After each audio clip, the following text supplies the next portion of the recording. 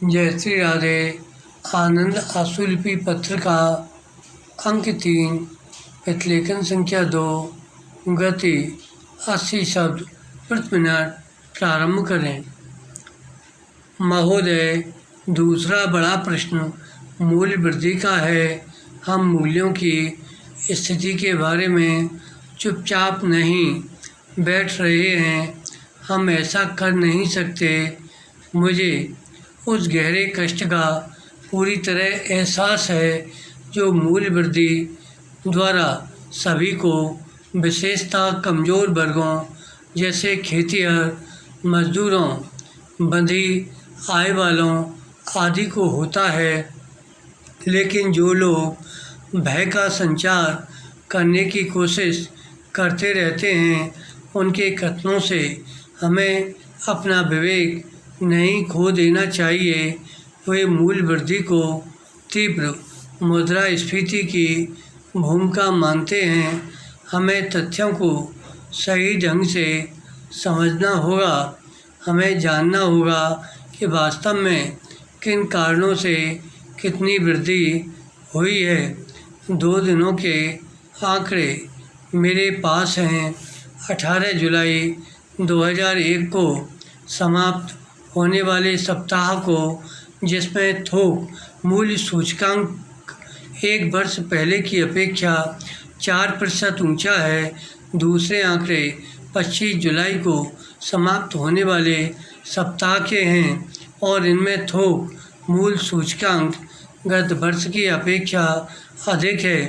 अनाजों के लिए सूचकांक 2% कम है और चावल को छोड़कर अन्य सभी अनाजों के मूल्य पिछले वर्ष की अपेक्षा गिरे हैं। सरकार का उद्देश्य पारिवारिक ज़रूरत की 4 चीज़ों के दाम स्थिर रखना है। विराम। पैरा। चावल के दाम 2% बढ़े हैं, लेकिन गेहूँ, ज्वार और बाजरे की कीमतें पिछले वर्ष के इसी सप्ताह की अपेक्षा कम हुई हैं। इसलिए कीमतों की प्रवृत्ति से उन उपायों का अन्यतम महत्व उजागर होता है जो नकदी फसलों की पैदावार बढ़ाने के लिए किए गए हैं। इस संबंध में कपास के महत्व का जिक्र किया गया है। विराम।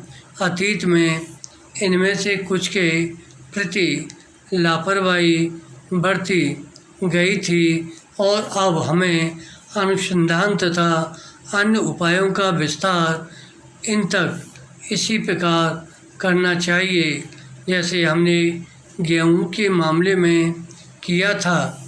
अगर हम अपने प्रयास शिथिल न करें तथा कृषि उत्पादन में उपलब्ध उन्नति की गति को बनाए रखें, तो स्थिरता के साथ विकास का लक्ष्य हमारी पहुंच में होगा।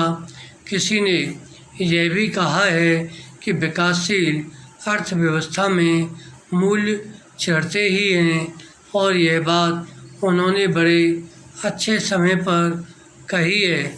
हम देखते हैं कि मूल्य वृद्धि भारत में ही नहीं बल्कि आज विश्व में इसे सभी जगह देखा जा सकता है। विराम। इसके साथ ही हम उपभोक्ताओं के लिए मूल्य कम रखना चाहते हैं। विराम। साथ ही हमें यह भी सुनिश्चित करना है कि कृषि की उपज भी बढ़े। धन्यवाद।